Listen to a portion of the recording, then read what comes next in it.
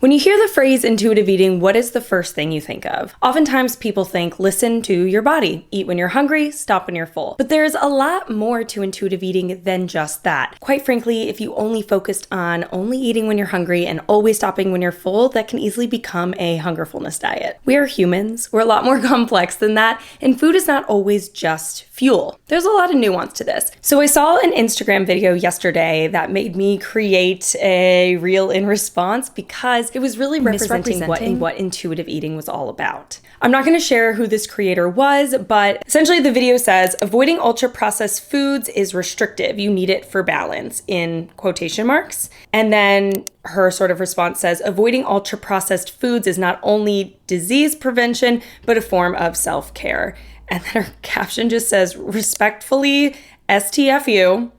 I don't need to eat Doritos as a snack to have a balanced and healthy relationship with food. It is quite the opposite. So I didn't directly at her whenever I made this response video, but it did inspire me to make this video. Respectfully, there is so much that people get wrong about anti-diet and intuitive eating content on the internet, on platforms like this. Yes, we say eat what you want. Yes, we say break food rules. Yes, we say don't be restrictive. But that does not mean free-for-all eating. When you heal your relationship with food, eating what you want becomes based off of your mind, your body, your feelings, your past experiences, etc. It's not just an impulsive or compulsive decision. That permission to eat is what a lot of people get hung up on, but what is often missed is that unconditional permission to eat allows you to make choices. Unconditional permission to eat does not mean that because I have a sugar cookie sitting right there, I'm gonna eat the sugar cookie that's sitting right there because F it, I get to eat whatever I want. It means I know I can eat that sugar cookie if I want it and if I feel like it's serving me in this moment, but honestly, it's not when I reflect on what I need right now, what I want it to give me, and my health values. But sometimes it is because enjoyment and simple pleasures are part of my health values. When people see eat everything, like eat what you want, it is getting taken out of context and blown out of proportion and making people reject the idea of intuitive eating altogether. It's giving, I've never read the intuitive eating book because the last two principles of intuitive eating are all about honoring your health values, using logic to also make decisions, which means, yes, eating whole foods, eating fiber, eating more plants, etc. Your brain is part of listening to your body. That's all. There is a big difference between healing your relationship with food and having a healed relationship with food. If you break your leg, the healthiest thing for you in that moment is to rest. In general, promoting a sedentary lifestyle isn't the most health promoting thing. However, if you have a broken leg, it is. Over time, that rest helps you to recover. Then you're able to move into more physical therapy and rebuilding your strength, and then able to engage in health promoting activities again with your healed leg. Same goes for your relationship with food.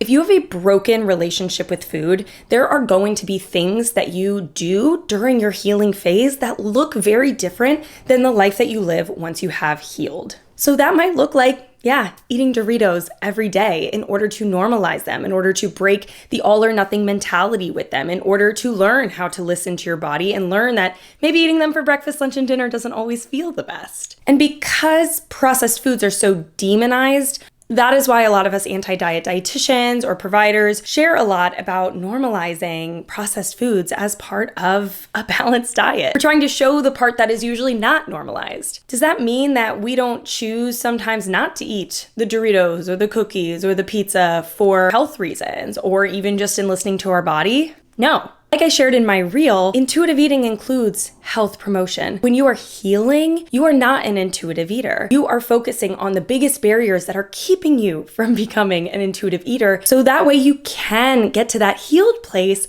where you can eat a Dorito and move on or choose not to eat a Dorito and move on. No, you don't need processed foods to have a healthy or balanced relationship with food. But if demonizing Doritos, if Doritos is a fear food or a binge food for you, and your attempts to restrict processed foods has led you swinging to the other end of the pendulum and binging ultra-processed foods, then actually you do probably need Doritos in order to have a healthy and balanced relationship with food. This is where nuance comes in. I don't really like the intuitive eating slander because it's really healing for a lot of people. Do I think intuitive eating works for everyone? No. But I think components of intuitive eating can work for everyone. If you didn't know, intuitive eating isn't just a phrase to say listen to your body. Intuitive eating is a book, and intuitive eating represents 10 principles to just help you get in touch with eating patterns that support you as an individual. Part of those principles includes breaking down the diet mentality and making peace with food. But that doesn't mean every single day, once you have a healed and trustworthy relationship with food in your body, that you're focusing on, how do I reject diet culture? I have to eat the processed foods to show diet culture who's boss, and like all foods are health promoting and you should eat them whenever you want. That is actually not the goal. That's not healthy, honestly. If you said, oh, because Doritos are allowed, so I'm going to eat them anytime I think about them, that would be impulsive eating. That wouldn't be intuitive eating. But getting back to what I was saying, there are 10 principles to help you cut out all the noise of the external factors that have been dictating what, when, and how you need to eat that's, disconnected you from your body and trust with your body. And then from there, create a foundation of trust with your body and reconnect you with how to listen to your body, including hunger and fullness, but also including reflecting on past experiences, also including using logic to make decisions. Yesterday, a logical decision that I made was I had leftover ravioli for lunch, and the leftover broccoli that we had with it just wasn't good anymore. It was mushy, it was kind of repulsive, honestly. So I had just ravioli. Knowing my lived experiences with eating just a solely carb-focused meal, and with my nutrition education that I've developed using those factors, I knew that eating just ravioli wasn't going to leave me feeling energized, wasn't going to leave me feeling focused, or I don't know, I get this really weird feeling in my body when I eat just a solely carb-based meal where, I don't know, it feels like I can feel my blood moving through my body. That sounds really weird, but if you get it, you get it. It's almost like a tingling. Sometimes my hands get red and swollen. I mean, that's just a sign of your blood sugar spiking.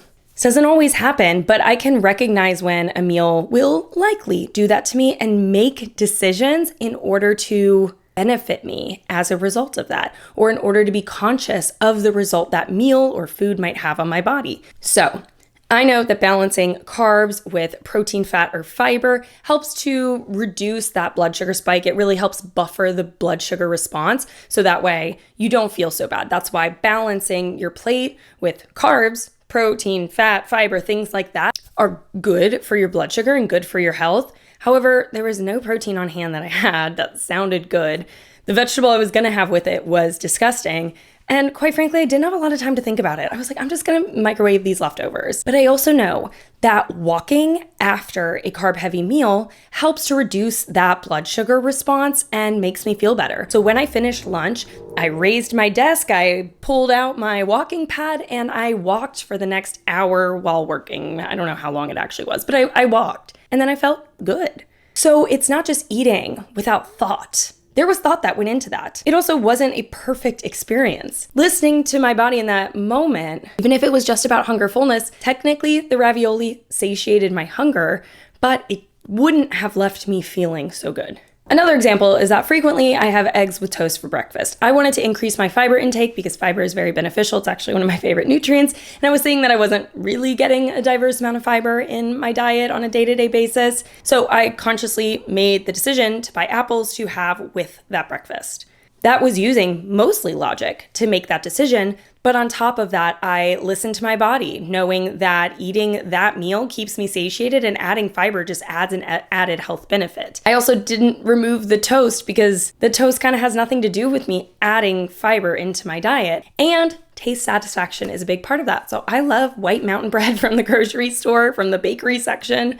And I'm not going to switch to whole wheat bread just for the added 1 to 2 grams of fiber I would get from that swap. But I'm gonna add an apple, and now I'm getting more fiber. And I'm listening to my body to where if now the toast with the 2 eggs and the apple is too filling, I might decrease to 1 egg or split the toast in half and have only 1 piece of the toast. It's honestly a really big piece of toast with that white mountain bread in order to increase the fiber with the apple, in order to add in the apple. But it also might be totally fine and satiating, and it might just keep me fuller longer, who knows? What I'm trying to say here is that there are a lot of factors that go into play when making decisions as an intuitive eater. Early on in that journey, you can't do decisions like this if you haven't uprooted diet culture, kind of cleared out all the cobwebs of the external noise that's always trying to come in and tell you how you need to eat. So that way you can make trusting decisions and intuitive decisions that work for you as an individual. And that's the purpose of eating the Doritos and reframing your mindset with the Doritos. Not to eat Doritos every single day, all day. Honestly, if you did that, you probably wouldn't feel too good, but to just make it to where when you do have Doritos, it's not all or nothing or black or white. So going off of that, I wanted to answer a question that I got on my reel. I want to share how I responded, and then I'll elaborate a little bit more. So this one question that I got says, how does one get from I'll eat this cookie just because I can, impulsive eating, to I can have it, but I won't because it's not serving me at this moment, intuitive eating? My response was as follows. It's hard to say for one person without knowing the context of your relationship with food, but overall, really reframing your negative thoughts and judgments about the cookie and about you after eating the cookie, creating unconditional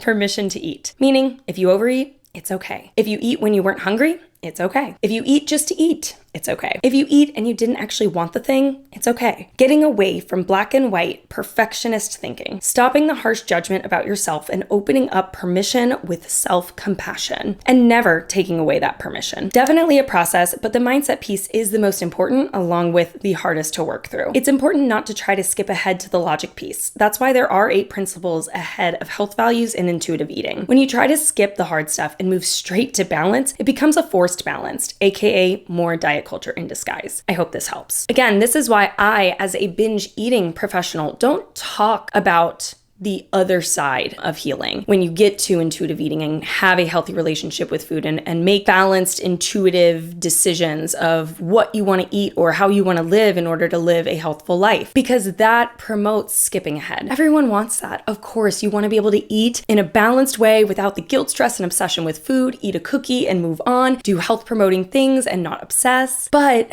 it would be like if you had a broken leg and you tried to just pick up running again as soon as your cast is off. That can just do more harm and leave you back in the cast. It never really gives you the opportunity to fully heal, so that way you can be a stronger runner, so that way you can be a stronger intuitive eater, to where intuitive eating lasts for your lifetime. Like, you've developed a skill set. Intuitive eating is not a diet, it's a skill set to be able to listen to your body and make decisions that work best for you, and that does not look the same for everyone. So intuitive eating doesn't tell you what, when, or how to eat. It just tells you, hey, here are some tools and principles that can help guide you to knowing what, when, and how to eat for you. So in this particular situation, one of the very first steps of becoming an intuitive eater where you can find that balance is rejecting the diet mentality and making peace with food, which means, yes, starting to bring in the cookies more often and eating the cookie just because you can. That's non-dieting, right? Like, now you are no longer dieting. You can eat the cookie just because you can. In order to build trust with yourself and the cookie to a point where it doesn't feel now or never anymore, you have to be working on your mindset with the cookie as well. It's not just about eating the cookie and getting over it. It's about normalizing it in a way where there's no judgment, and yeah, it's just building trust. I keep saying trust, but like, that really is a big part of it. So what that might look like is you eat the cookie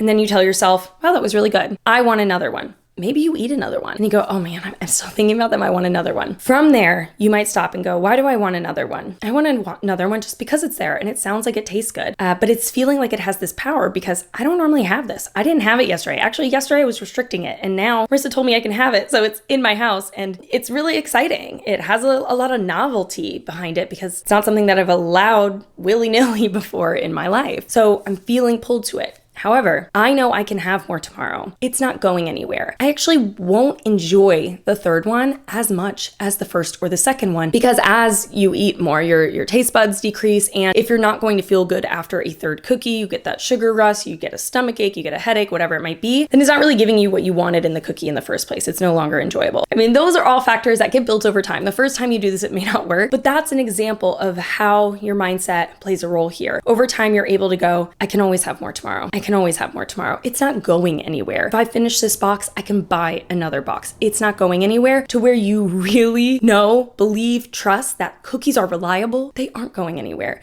You do not change if you eat them or don't eat them. Like, your moral value doesn't change. So there's no more of this allure to the cookies because they're off limits. They're just cookies. They're just here. You can have them if you want, but you don't have to if you don't want them. But, the first day of you having the cookies, you probably will just eat them just because you want them. It is about that repetitive challenge of working on the mindset piece around it as well. Like I mentioned in that comment, this is pretty much the most important part of healing your relationship with food, and it is the hardest. Mindset is the hardest because we're taught to judge ourselves, have guilt about what we're eating, be hard on ourselves, not really have such a self-compassionate narrative. But that shame dialogue doesn't get you anywhere. So if you do overeat the cookie, being able to say, it's okay, I'm learning to listen to my body, I can move on, will get you farther than saying, see, I knew I couldn't do it, I gotta throw these out, I can't trust myself. I mean, that's just continuing to perpetuate the idea that you can't be trusted, so you need to restrict, and we know that restriction doesn't work, it just makes you binge in the long run, you can't avoid these foods forever, and then,